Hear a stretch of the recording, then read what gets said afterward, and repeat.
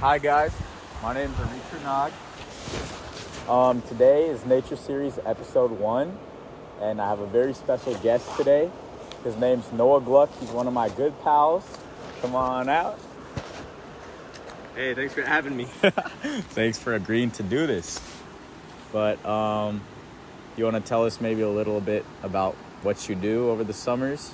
Yeah, so I work as a wildland firefighter I'm stationed in Idaho, but we travel all around the western United States, wherever we're called to battle wildfires. That's awesome. What kind of places have you traveled to?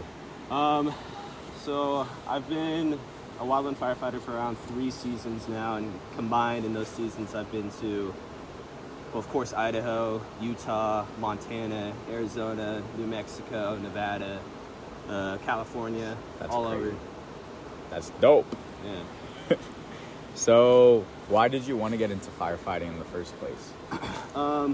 So back in around 2015, my parents moved us up to the mountains to live, and that was right around the age where I was starting to look for work. And there was a Forest Service station up there, and they had a trail crew.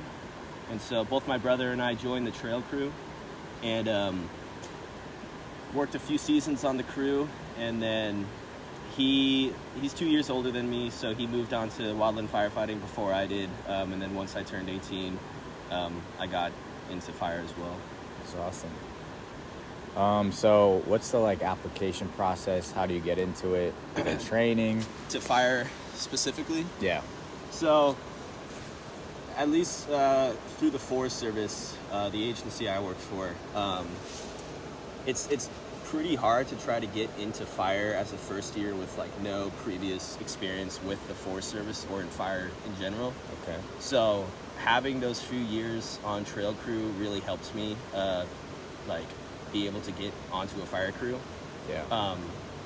But the application process itself is quite, it's a lot. It sucks a lot because it's through the government, it's through USA Jobs, and there's just a whole bunch of different forms you have to have in order to apply, like tax returns and your SF50 and 306 and whatnot. So once you have all those applications in, then you have to find the specific announcement numbers and whatnot to the crew you're applying for and the position you're applying for and the pay grade. So it's a lot of work, but once you've done it enough, then you kind of, you get used to it. How does the trail crew duties differ from the fire crew? So trail crew shows you a lot of the foundational skills of a wildland firefighter, like how to hike, how to use a wide range of tools like Pulaskis, shovels, chainsaws, and whatnot. Okay. And then it just kind of teaches you also working as a team too, because that's a big thing with fire. You got to be able to work as a team. Mm-hmm. But really, other than that, it's just basically the foundational skills. You really start to specialize once you get into fire with other things. Yeah. So what kind of things do you do as a firefighter? Well, I could sit here all day and talk about that. But so for me, I'm on what's called a hand crew. And so basically it's a crew of around 20 people. And our tactics differ a little bit more from engines and bluffums and other resources. But for us especially, we're pretty much there on the front line, putting in hand line and cutting big swaths of fire, what they call fire breaks, to stop the progression of a fire. And then we also engage in a lot of burning. So we'll have torches and whatnot. If we're on a wildfire, we'll prep an area of land and then come in and burn it off. So the fire burns into the actual wildfire and then creates a big buffer to prevent it from jumping over the line we put in.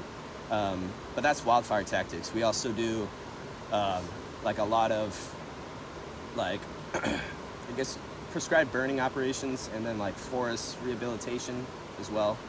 With prescribed burning, we'll be given a big chunk of land, however big it may be, and we'll prep it like we would on a wildfire. And then we'll burn that area we prepped. And usually those areas are super overgrown with a lot of trees, and we're in there to kind of clear up the understory level to prevent or to encourage new growth and whatnot. Wow. But then we'll also have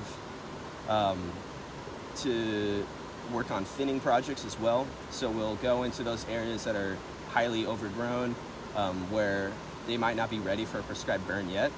And usually it's because there's too much vegetation, where if we were to burn it off, it would probably cause an actual like out of control wildfire. Mm-hmm. And so what we'll do is we'll go in there and we'll be given specs and whatnot, like there should be a 10-foot radius around every pine tree in there, and so everything within that radius we'll cut down to just clear out land, make the forest healthy again. Yeah. So. And what are some things that people who are not like with the Forest Service or working in fire crews, what can they do to kind of help preserve or conserve the forest? Well, I guess in terms of preventing wildfires, just if you're out camping, make sure that your fire that you're having, your campfire, is put out, dead out when you're done using it.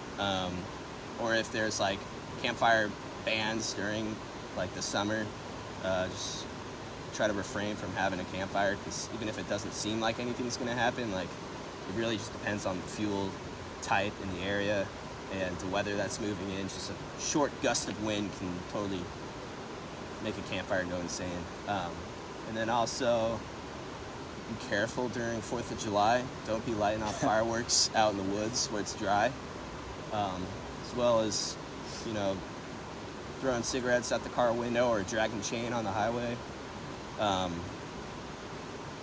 But I mean, that's all ways you can prevent wildfires. Yeah. What else do you want to know? I think that's pretty good. So as you can see, we're in Cuyahoga Valley National Park. We're somewhere along the Stanford Trail. It's beautiful out here. But thanks for coming on my podcast. Hey, no problem. Anytime. I love talking about this stuff. Peace. Imagine it didn't record.